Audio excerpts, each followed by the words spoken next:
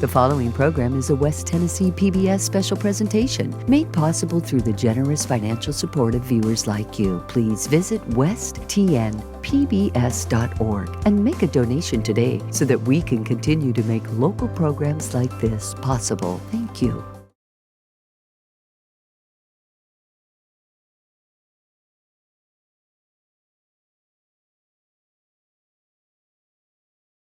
Everybody doing well this morning? Yes. Good. Glad to have you for this first edition of Capital Talk in the year of our Lord 2024. So we're pleased to have you with us. I want to thank the people that just find your seats where you like. There's some, like church, there's some always down front.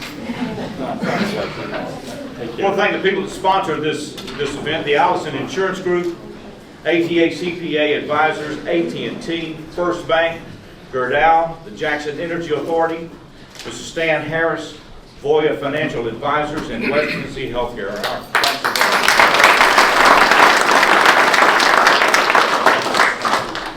want to go through the ground rule, 3-minute opening statement. Because now last year Reverend Shaw got to preaching during his, and I did. You mean I'm not going to get the preaching? Well, no, I did. It's just, you don't want to interrupt the Holy Spirit just in case. You know what I mean? Good, we take it off. Bringing in on somebody's speech is one thing, bringing in on a sermon is something else. So, but we'll through it. And if you will, we want to move through this as much, get as many questions as we can. One question, and if you have a follow-up to that question, we'd like to keep it on point, but keep it moving, if that's all right with everyone, and give these gentlemen time to respond to this. Well, in the order they are seated, we'll let them talk. We'll open with a 3-minute statement from each. Our first is State Senator Ed Jackson. He was elected State Senator in 2014, so he's been serving since 2015. He was elected at that time in District 27. Then we had a new census in 2020, and it's now District 25. He is a Republican. He represents Lake, Dyer, Crockett, Madison, Henderson, Decatur, and Perry. He goes from river to river, one county wide across West Tennessee. From the Mississippi River to the State Senate. This is State Senator Ed Jackson. Thank you, Steve. No, Mike. Wherever you'd like to be. Okay, thank you very much. What a crowd. I know there's some seats down front if anybody wants to sit down here too. But thank everyone for being here this beautiful morning. I'll get right to it, so I have 3 minutes. Yes. I got more. There's a timekeeper somewhere. Okay. There she is. Anyway, that young lady lifts that phone back there. Okay, got it. Okay. First, I want to just mention we start every session. We're in session now on the second Tuesday of January every year. And then later, a few days later, the State of the State is given by the governor. State of the State this year was we have a $52.6 billion budget. Education, K through 12, there's going to be a lot of focus on that. $200 million for the next 5 years, $100 million the next 5 years for mental health care, and $140 million grant for school safety. Tennessee is leading the nation in lowest debt per person than any other state, fastest growing state in the U.S. now, and number one in election integrity for the last 2 years. So we have a lot of good things going on in Tennessee. In 2019, we had 15 distressed counties, and now we now have 8. This leads me into my focus for the next thing. We have several. I have 2 distressed counties. Lake County is one of them. It's the most distressed county in the state, and one of the most in the nation. They have a lot of things going on there now. Finally, in which they have their largest employer is the Northwest Tennessee Prison for Men. And they have a new industry there, Sonoma Global, which is refining high-quality quartz for components into manufacturing. But the biggest thing they have going for them that's being developed now, it has been for the last few years, but the port of Case Landing. We have one deep water port in Tennessee, and that's in Memphis. It's pretty much full. There's the port of Case Landing, which is a deep water port. There's a swift water port, which the barges park along the side of the river, or they can pull into an inlet, which is the port of Case Landing. So it's being developed. There's a lot of good things going on there. Perry County is my other distressed county, and there's some things that are happening there, but it's not quick enough. Trying to reopen a hospital in that area. Let's see. Okay, we have a project that has been approved here, and it's going on with the Work Ready Lab. Jackson Regional Workforce Training Center on the campus of Jackson State. And the plans are in process now. I was just talking to the president. She has visited another one in Arizona yesterday. I think she said that is really a nice one. We want to have this one to develop a workforce in West Tennessee. It looks like the groundbreaking is going to be late this year, so that's a very good thing. Currently we have 5 primary airports in the state of Tennessee: Nashville, Memphis, Knoxville, Chattanooga, and Tri-Cities. Now we want to make McKellar Sites, the one here, is our 6th primary airport. So there's a lot of things developing there. The airport, Ford, SK, they want to use that airport, utilize it, because it's closer, it's quicker, it's cheaper to go in and out of than going in and out of Memphis. So chamber, the mayors, a lot of different people, the legislators, we're working on that as well, as far as getting some additional funding to upgrade the airport. Also trying to get jet service into the airport, so that's being worked on. So in and out of Detroit or Chicago or Chicago. So that's a really a good thing that's going on now. Let's see. Brightwolf Lodge is progressing. You keep hearing that over and over and over again, but it really is. It is. A lot of good things going on with that. A lot of the COVID and the supply chain and inflation has slowed that down, but it's ongoing. So hopefully we'll have some good news on that very soon. All right. Thank you, Senator. Is that it? Okay. That was quick. 3 minutes left. Try to squeeze in as much as I could. State Representative Johnny Shaw was elected in 2000. He began his legislative service in January of 2001. His district, designed to be a minority district, is composed now of sections of Jackson and southwestern Madison County, most of Hardeman County, and a significant portion of Haywood County as well. He's a Democrat. He represents District 80. Ladies and gentlemen, State Representative Johnny Shaw. Thank you, Steve. First, for me, if you would join me in a moment of silence for a good friend who passed away, Brother Jeff Parrish.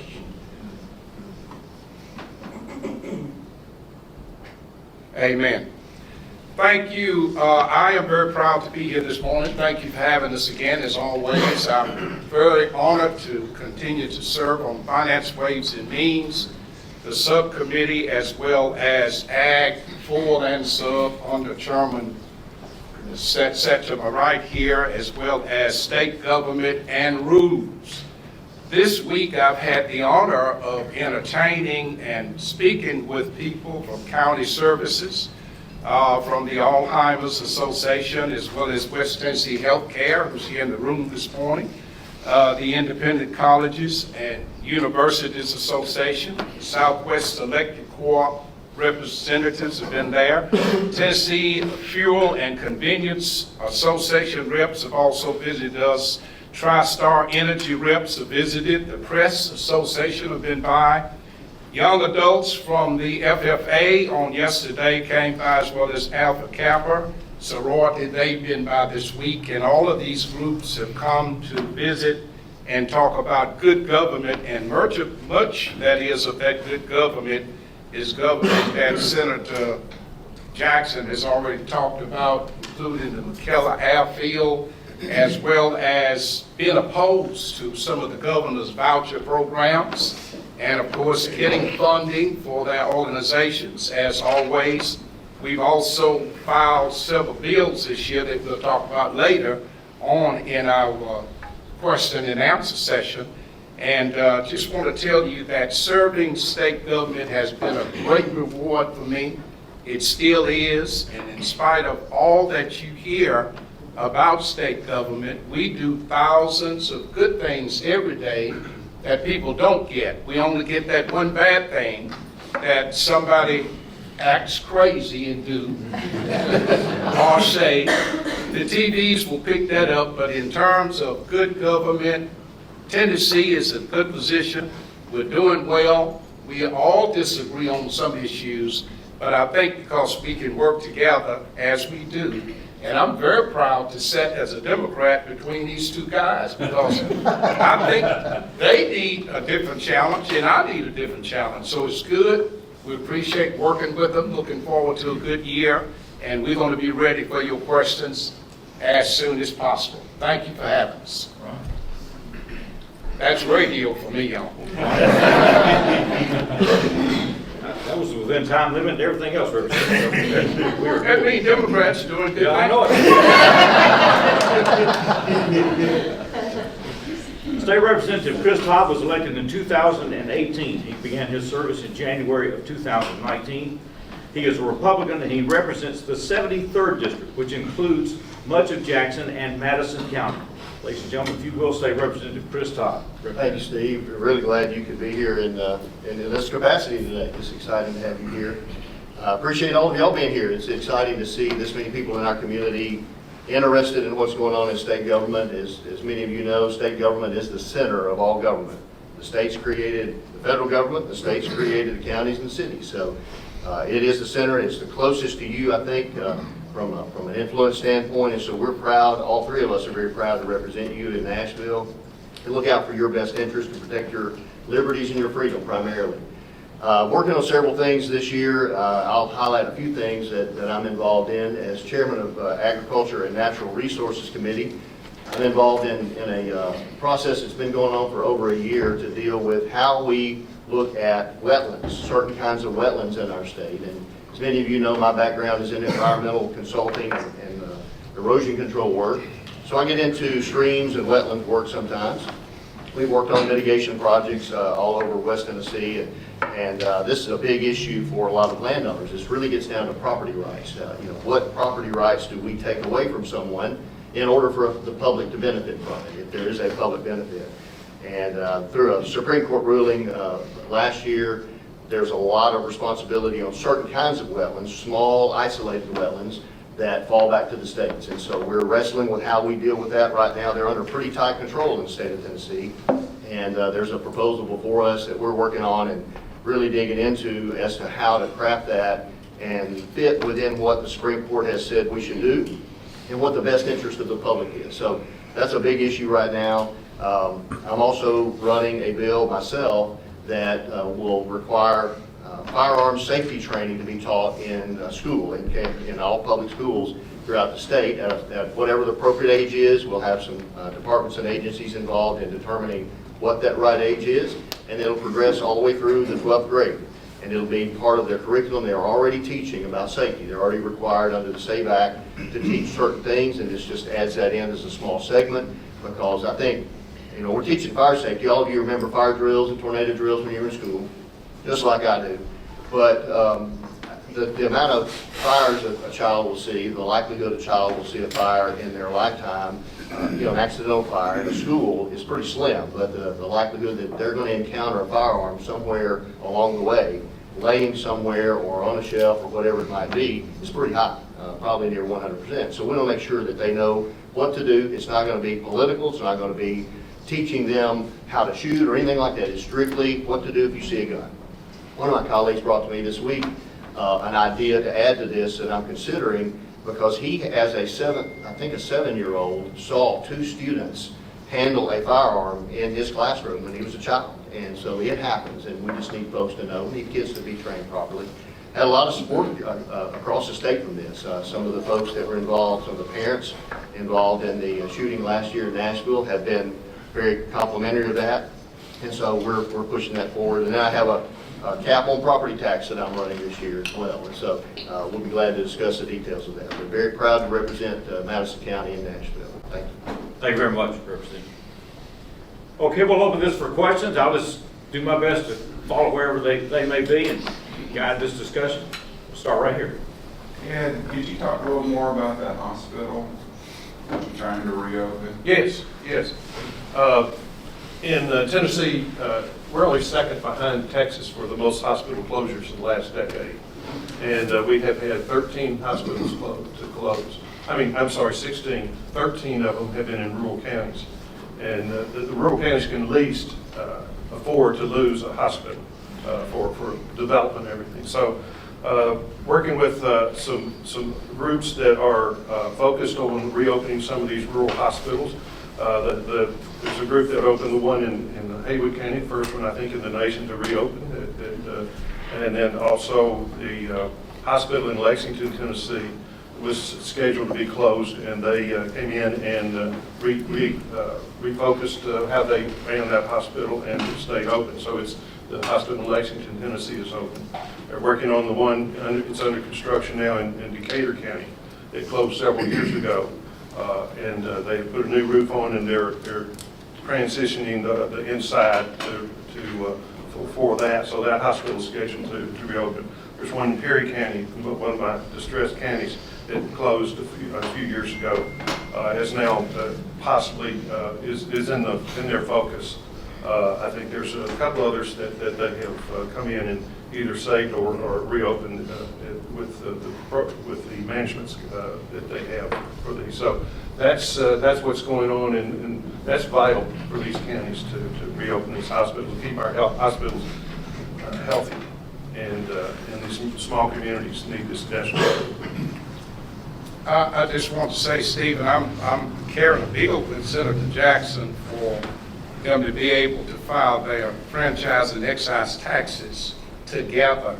We're working on that right now, but the one in Haywood County, which is my district, they're very critical to our local communities, and so I think we're all in favor of having good quality health care, not just in the metropolitan, but rural areas as well. I'd like to say one more thing about the rural hospitals in the West Tennessee. Healthcare has several in rural West Tennessee, and that some of them wouldn't have the hospital if it hadn't been for them to come in and keep these hospitals open in Benton County, in Hardman County, your county, Yeah. and some up in Martin, Tennessee. So there's several that are vital to West Tennessee for good health care. And West Tennessee has done an excellent job in keeping us open in Bolivar, and we appreciate that. Got a question? Yes, ma'am. Representative Todd, I live near the Bottomland, which is now a park, and I've heard it's a state park now. Yes, ma'am, it is. And can you tell us a little bit more about how the state park is going to operate and what amenities there's going to be? There's been a lot of talk about different ideas for that park. You know, obviously we've got a big walking trail now, and that's a lot of folks are utilizing that, which is fantastic. It was utilized, matter of fact, the last 2 or 3 years before it became a park. So as soon as that trail was finished, a lot of folks were out there very regularly. They've got some ponds, you can fish, train your hunting dog. That's one of the purposes that they wanted in this park. There's talk about some kind of a building where you could have community meetings and maybe even concessions there. They would probably have a vendor come in and sell bait and other things. Haven't heard much more than that. There's a local friend group that I think is still pretty active in developing those ideas and kind of garnering support for things. So your input is very welcome as to what the community wants that to be. It's fantastic, though, to have a state park right here in Madison County. Where would we add our input? I think either the friend group or through TDEC, the Department of Environment and Conservation. Okay. This park is where? It's at a three-way. Okay. Middle Fork Bottom is the official name for it. And the state of Tennessee has realized that their state parks are a huge tourism attraction in the state. And so that's helped our tourism industry quite a bit. So they're supposed to be opening 8 new state parks in Tennessee, but the one closest to us and newest to us is the Middle Fork Bottom that we've Representative Todd was just talking about. And we still get a lot of visitors to Pinson Mountains, another state park that's a fantastic asset to our community. Next question. Let me ask you a quick question, guys. Where do we stand on the issue that deal with hospitals on the certificate of need legislation? That's in the works. There has been I guess was on that committee for the certificate of need, and we met all summer long and into just before the session started, came up with what we thought was best for this focus group to pass along to the legislature for us to vote on. So it's I just got this on my desk yesterday, actually. This what our plan was, and so we're looking that over, and then it'll be come before the legislature. So the question is whether we want to keep it or do away with it or change it, or what's y'all's thought on that? The suggestion was to reduce what the certificate of need, the requirements for certificate of need, but not do away with it completely. There's some things that if we did away with it, would really disrupt healthcare for hospitals, for clinics, for all types of healthcare in the state. I know on the House side, and I don't know the sponsors, I'm not on the Health Committee, but there is a bill that would, and obviously it's on the Senate side as well. It may be the same one. I don't know what Senator Jackson's been working with specifically, but it would have a complete repeal. And I've been advocating for a cap on that so that our community would be excluded from that, because it's going to have a pretty tough effect on West Tennessee healthcare, as you well know. Quite frankly, I don't know about my colleagues, but I've been getting a lot of input here lately, though, for a complete repeal. So there's a balancing act to figure out what's going to be best for our community and what we're dealing with. So we've got a unique situation, I think, and we have to weigh out all of those factors. I'm definitely going to be fighting for West Tennessee. Simply putting it, okay? Whatever that is. I'm not on that committee, but certainly I disagree with total repeal, sure. I want it to be whatever's best for us to do for our hospitals, because again, healthcare is very important. There were 3 Senate members and 3 House members that were on that focus group, and I was one of the Senate members, and it was we did a deep dive and explore the options. We had all the players, all the healthcare entities to come in, all the hospital associations, all the clinics, the nursing homes. We looked at it from top to bottom and came up with this plan, and I think it's a good plan for a state of Tennessee so we don't adversely affect healthcare. Thank you. Next question. Dr. Kerr? Thank you. I want to personally thank each one of you for being here and for personally being available to me in Nashville when I come up there. You're all very kind to hear what I have to say. You don't always vote the way I want you to, but I'm happy to have entree to your offices. Here's my question. Do you think it would be appropriate if the Jackson Chamber of Commerce actively recruited candidates to run against you as incumbents? I don't think it's very productive. I don't think that's in the public's best interest. It's probably not their role either, I would say. I guess that's up to the board, I would think. Well, in this business, anything can happen. I think you just have to be ready. I think what's important for all of us is to make sure we do 3 things that are very simple. Don't lie to people, return their phone calls, and tell them we don't know when we don't know. I think when we do that, whoever run against us, they just got a challenge, because I just believe that I've done the right thing by the 80th district, and what I don't allow anybody to call me and say things like, well, I couldn't vote for you, because no, it doesn't matter. I'm your representative. What can I do for you? And I think when you conduct business that way, it doesn't matter who run against you. You got a chance at winning. I just try to keep focused on myself and do the things I think is best for the West Tennessee, as far as who recruits, how recruit, whatever. I don't know about that. Yes, sir. I was just going to say to Representative Shaw's comment on returning phone calls. I think it was 2 years ago you mentioned there was a change to a partition statute at the state level, and you and your office were very helpful in returning my phone calls and getting me off that information. So thank you. Thank you, sir. Next question.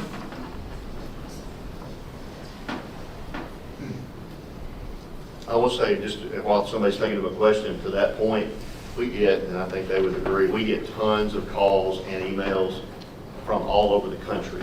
And, there are folks in other states that want to influence what we're doing here. They see what we're doing, and some of them are losing out because we're doing so well. And what we have here is a really special thing. We try to be responsive as we can. Forgive us when things slip through, because sometimes in that volume we can miss something, but we try very hard not to. And I'll throw out a compliment. I see Logan over here. Logan and Kyle Barron have been really dug in on bringing us the information we need to make the decisions that affect this community. Excellent choices to join this chamber. And I would say also Kyle is out of town. He really wanted to be here today, but his mom is not doing well at all, so he drove to Texas all night last night to be with her. And it's a pretty serious situation, so just continue to remember Miss Bear. The state of Tennessee is talking about returning some tax money, and that always makes my ears perk up. If y'all got a simple explanation for what's involved with the franchise excise tax. There are other states that have been dealing with lawsuits about franchise tax, and many of them, I think most, have lost those lawsuits. And so the state of Tennessee has been watching that and monitoring that, and it's on a constitutionality basis, and I don't know all the legal issues around that, but it has been deemed in other states to be unconstitutional. So we think ours could be structured the same way as some of those and could lose potentially if we were sued. We have not been sued. And so the decision has been made to budget in this year and for future years, eliminating that franchise tax. So, and so there's, I think it's $400 million a year that we get in franchise tax. So there's $400 million gone. And then we're looking back 3 years to do a refund of that franchise tax for 3 years. So that's a lot of money. You're looking at, I think, it's $1.6 billion total. So a big number, and that's why our budget is going to be flat this year. It was 56.2 last year, it'll be 56.2 this year, with not a lot of discretionary funds, I'm understanding. So it's made everything a lot tighter from conversations, even about our airport. We need at least $10 million for our airport here, and we're fighting hard for that right now. Every angle we can cover to see if we can get that so that we can move to the next level. I mean, we've invited Blue Oval into our community, and we've got to take care of them. Transportation is critical for that. They're going to have a number of flights. I mean, I don't remember the 250, was it a month? A week. A week, 250 flights a week just associated with that one project. That's ongoing. So we need that jet service, either Chicago or Detroit, and this is a big part of that. And Congressman Kustoff's fighting on the federal level for another $25 million, I believe it is. As part of that, our local community is going to be kicking in quite a bit to improve as well. So we're looking at getting this to be the true regional airport it needs to be, and it's going to be a benefit to all West Tennessee. Many of our colleagues from all over West Tennessee are very supportive of this because they know their citizens are going to benefit as well. I don't know. Yes, ma'am. It's been, I guess, over a decade. The Southern Bypass. Good call, T-Dot. Not just, sir. I talked to T-Dot the other day. It is not on the 10-year list. It's not. It is not. It's been taken off. It's been taken off. When was it taken off, do you know? I guess in this last priorities from the Department of Transportation, right? They prioritized projects across the state, but it was not included. So. And Blue Oval coming in really took a lot of their priorities, to change their priorities, because right now, you know, everybody is, I know the local mayors are talking about the roads, and of course, they're in the process now, I think, of looking at the best way. I don't know, some of the roads might have to be changed for the volume of traffic that we're going to have. So there's a lot at stake, and really I'll give TDOT a little bit of credit. They're doing kind of the best they can right through here, but the dictation is calling for so much to happen so quick. I think they're trying to prioritize what is best for the moment to get things going, because I see Sharonda back there from Blue Oval. They just hired, how many folks last week, Sharonda? We are at about 750 for total company, and we had a hiring roadshow in Brownsville last week where we saw about 400 to 500 people that were applying for jobs at Blue Oval West End. And I understand that that's going to crank up around what, mid? We're looking about June or so, you'll see a ramp up of more hiring from us, yes, from Blue Oval West End. So the TDOT issue is really critical right now, and I know we talked about bypass around Bolivar about 40 years ago, and so I finally just told them, whenever I die, just let the hearse run me around the bypass. I probably won't ever see it.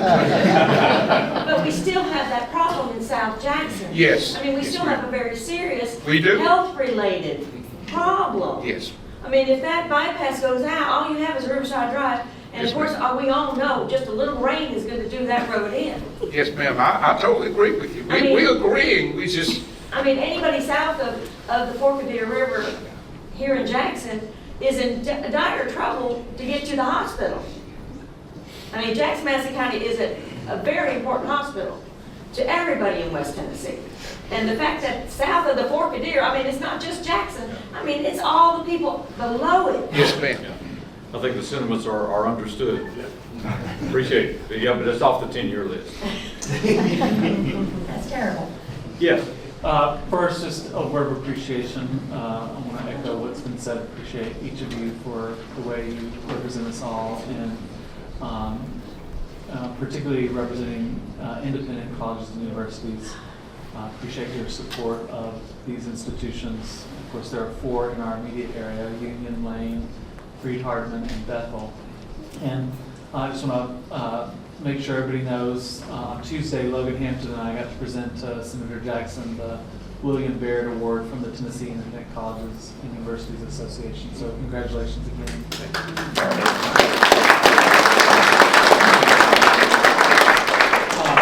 But a question, to stick with the transportation, have we considered toll lanes as a solution to build more lanes, particularly on interstate highways? We adopted a bill last year, a law, put it into law that allows TDOT to have not toll lanes, but choice lanes. So Yeah. they can contract with private entities that will lease a piece of property, basically beside existing lanes that you've already paid for, and then they can charge people to use those lanes, which does 2 things. One, it allows some people that choose to pay extra to run in that lane, but every one of those that do that frees up space in the lanes you've already paid for. So you don't have to use it, it's a choice, but it does free up space and the traffic patterns that we already have. And those are being talked about, we gave them the ability, so they're looking at the most congested areas where they're most needed and see where that interest is. They visited, DDOT visited over the years Texas and Georgia, where they have these choice lanes, and they worked very well in several of those. So they're trying to focus to form it up to what they have done in those, and the heaviest trafficked areas in the state, which of course most of them are going to be in the Chattanooga. Knoxville, I think, is actually number 1 above Nashville and Memphis. Once those lanes are built, who maintains them? The state maintain them? Or No, companies the maintain private them? company would, they own it, they operate it for an X number of years, and if they default, then it becomes our property. They've done an improvement there at their own expense, and we would take it over. Toll lanes are not a popular idea in the state of Tennessee. That's not been something that anybody has ever really desired or wanted, we found out. So this was a very unique compromise, I think, that would get us some improvements where it's most congested, most needed, without the state investing money into it and potentially going into debt. We're looking at such a huge need all over the state that so many areas are congested. This may be one of the best things to solve some of those, we're hoping. These are some of the problems that come along with being the fastest growing state in the country. So. And Haywood County happened to be the fastest growing county in the state of Tennessee. Also, let me take the opportunity while the next question is coming up to congratulate one of my constituents, and of course that's Miss Yolanda Whiteside of Jackson. She received the Governor's Volunteer Award a week or so ago, and I just want to congratulate her.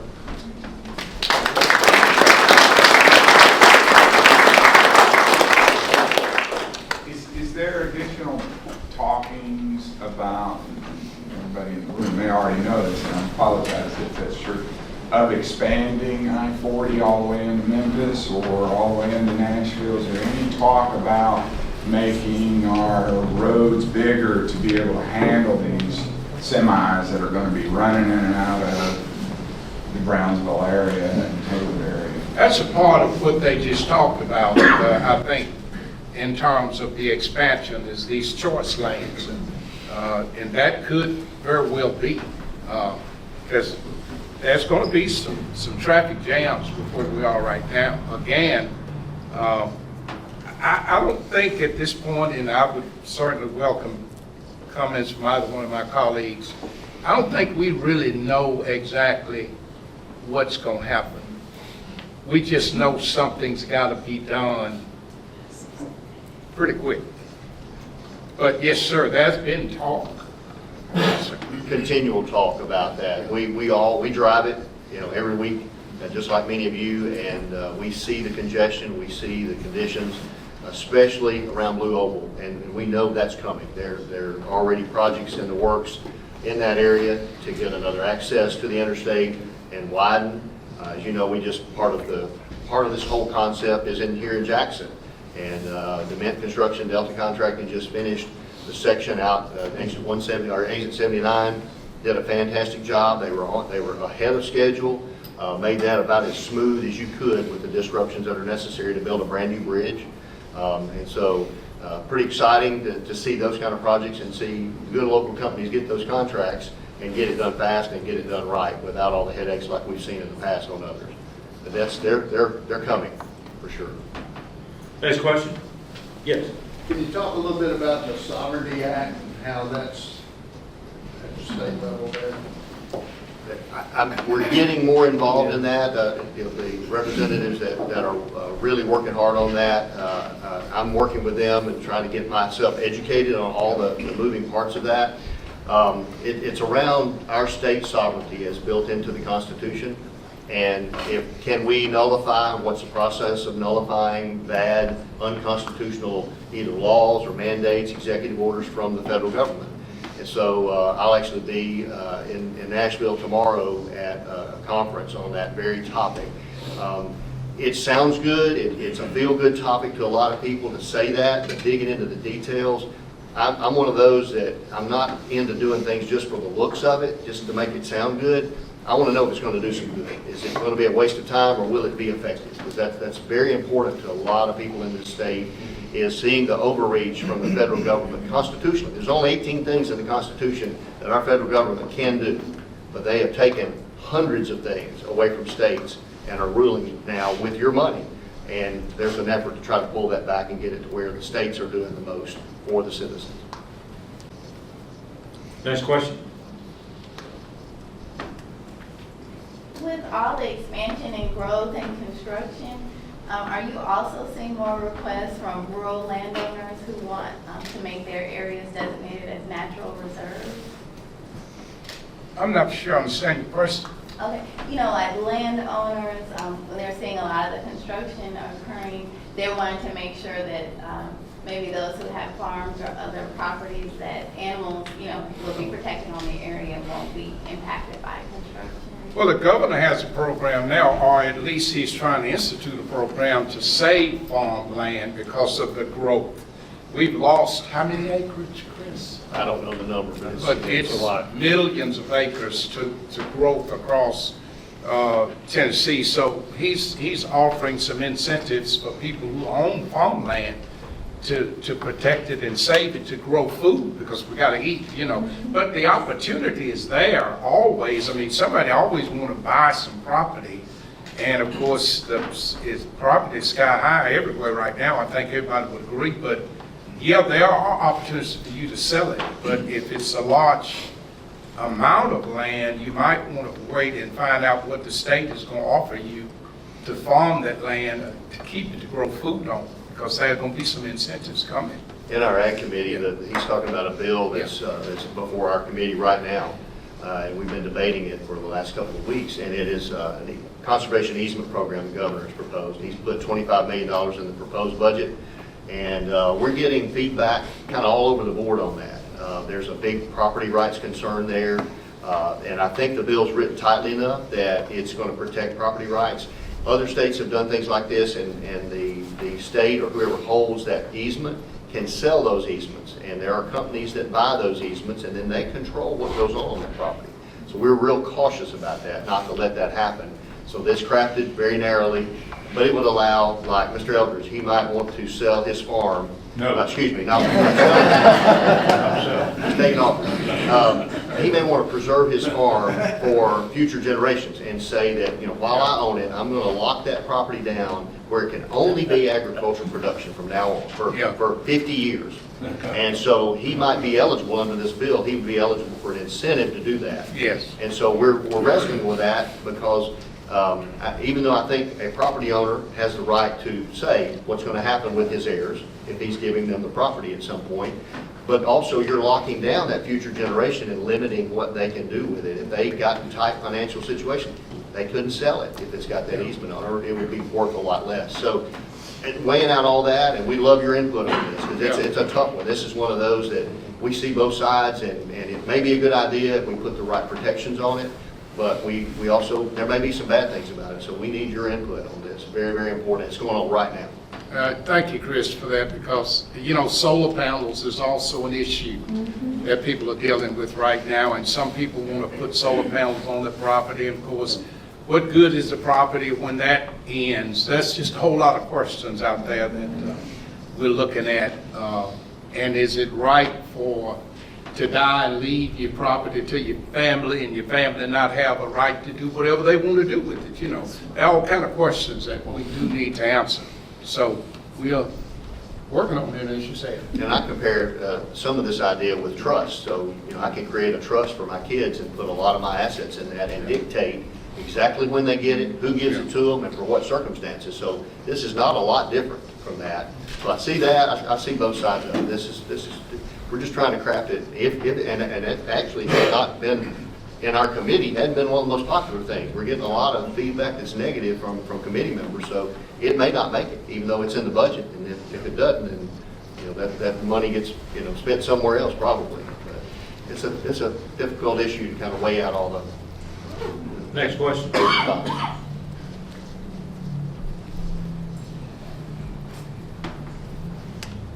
Well, while we're waiting, I see TCATs in the room, and I think it's important for us to tell you that our TCATs are growing, and I think we've got a grand opening coming up June the 14th. June 14th for the Blue Oval TCAT, and we certainly want to invite everyone to come to that grand opening on that day.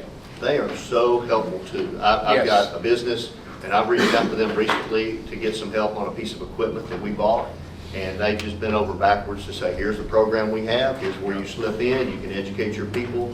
So they offer some extremely valuable services to our community to help some really basic things and some very complicated things. And we're really proud that y'all do that and the way you run the program, making a huge impact. I can say one thing. I want to congratulate and thank Sherry Freeman for what she does for the arts and the symphony. Go to the symphony. It's just unbelievable, the talent that we have coming into Jackson. And it's just an amazing thing. And thank you, Sherry. You've made a huge difference in the arts and the symphony.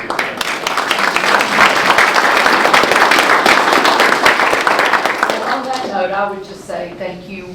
I mean, the three of you have been so supportive of the Tennessee Arts Commission and the specialty license plates program, which is vital to the money that we receive through the Tennessee Arts Commission. So I know Morgan would echo my sentiments on that. We appreciate that so very much. The state of Tennessee is very unique in that, and in our organization alone, it's made a world of difference. And you all have always been so welcoming, all three of you, so cordial. You've listened every time I've called or any time we've come down, and the reason the arts are thriving in West Tennessee is it's credit to you all as well. So thank you very much for your support of that. It's also not difficult to support y'all. That's Such a level of excellence that we brag about, because it's incredible. Anybody that doesn't go to symphony, you're really missing it. Yes. As people move into West Tennessee, can y'all talk about what's being done around housing all of these new people? And beyond that, is there anything legislatively that can be done, is being done to promote home ownership, particularly among young people, maybe besides just giving them government money? Anything else that can be done? Multiple levels of that. I'll do one, and then y'all take some of these others. But one, even on the wetlands issue I mentioned earlier that we're now wrestling with, up until this point, even a tractor rut in a field that was left for a while, that started to grow some cattails and take on certain characteristics, could be deemed a regulated wetland that was just created by a muddy spot in a field and a tractor running through it. And that person then, if somebody decided to develop that property for some houses or apartments or whatever, they would have to spend a ton of money to mitigate any kind of damage to that wetland. And so we're trying to make sure that those kind of things don't happen, that we're not protecting something that's practically worthless, that was almost an accident. And that's going to take some cost off of those developments and make it more affordable. Every regulation you put on a business, on a builder, a developer, is going to add money to the end user every single time. So we've got to remember that. But I think it's more of a local issue with the local mayors and people of that nature than it is with us. I think it's important that we make sure that the state, as much as we can, do its part in the process, but really this is kind of a local issue with how the mayors are working with developers and people who want to come in and start developments. I know that, I understand, again, Blue Oval's going to bring in a lot of people from probably Korea. They'll have to have housing. In addition to those people who will be moving in the area, who will work for Blue Oval. So I do think the opportunities are going to be there, but I think that's a local government issue that they've got to work with, and hopefully in the process of preparing, they'll figure out how to get these developers in to do that, in my humble opinion. What about the programs, the THDA, you might touch on that? Yeah, THDA, people like that, I guess. First-time home buyers. Yeah, first-time home buyer, all those programs the state will offer. And we've always offered those programs, but how they move into the Jackson area will probably depend a lot. And y'all help me out on how two local mayors, how the city mayor and county mayor work with developers in getting that done. I think Chris hit the nail on the head, but talking about regulations and what the builders face as far as having regulations. Need to try to look at reducing some of those costs, increasing the regulations that they have to face. I'm really glad you brought that up because, you know, when I mentioned that earlier about we're working on this wetlands bill, I mean, I kind of see eyes glaze over there, you know, what is that? What does that involve? And it gets real technical. But when you put it in that perspective, I mean, every single cost you put on anybody that's developing property or building or anything like that, you're adding cost to what that renter pays or what that buyer pays. Absolutely. So it's all a piece of the puzzle we have to watch out for, and I'm always conscious of what are the end results, what ripple effects is this going to have. So that's a big portion of the debate we're having on this issue. Next question. Yes, ma'am. The recent rulings in Alabama about IVF, how does that look going forward in the state of Tennessee and what you guys are discussing on that? Really no. IVF, in vitro fertilization. Oh, yeah. Who want to go first? Okay, I'll go first. I think when government gets to that point, we've stepped out of our bounds. To me, that is a choice starting with God, that person, and their own private rights. I don't think the government needs to be into fertilization at all. That's what I think. Because I can't tell you what to do with your body. Now, I know people say they can, but to me that's dictation, and I've never read anywhere in the Bible where I have a right to judge you for what you do, because I got my own sins that I got to deal with. So I stay away from that stuff. So I don't have any opinion other than I stay away from it. I think the court case centers around a basic principle that I have from my faith, and that is life is beginning at conception. And our Constitution says we have to protect life. We have to protect every citizen. And if life begins there, and everybody's got their own opinion about where life begins, I think that's really the crux of the matter.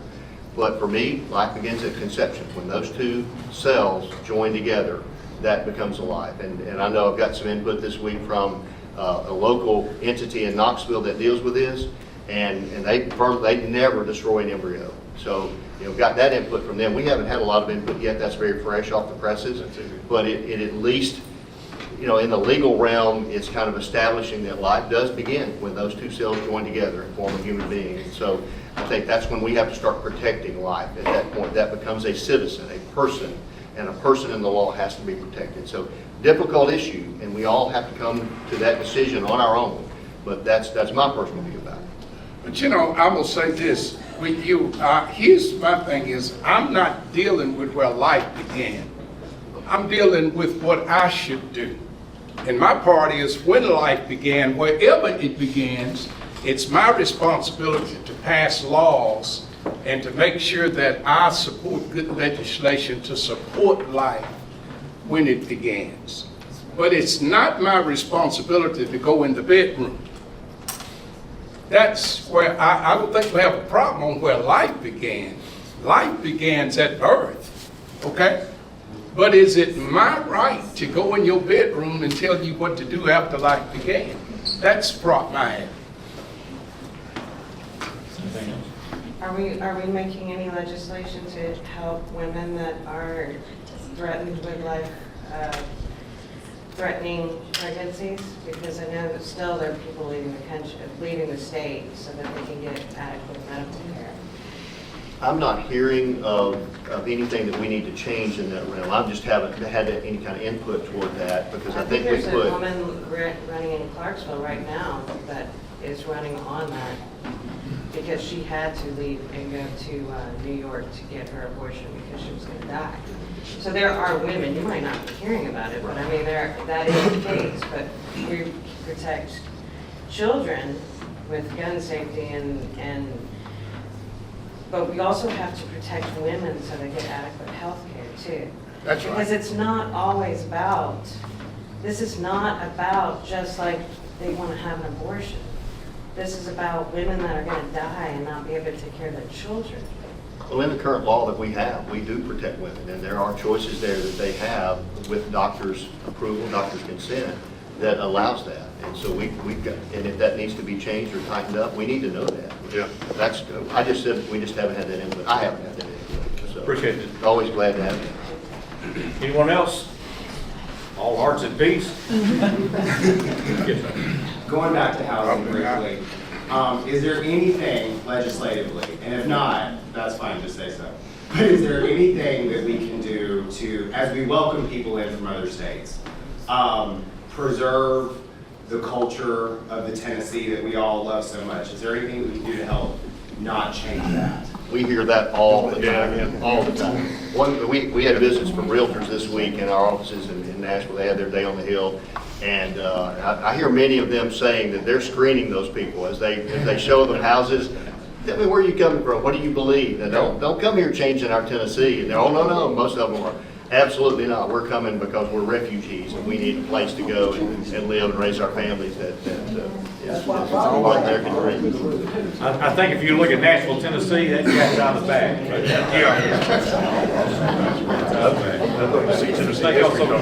Any concluding comments? Anything? Proud to serve Madison County and the state of Tennessee. Thank you for having us. Thank you all.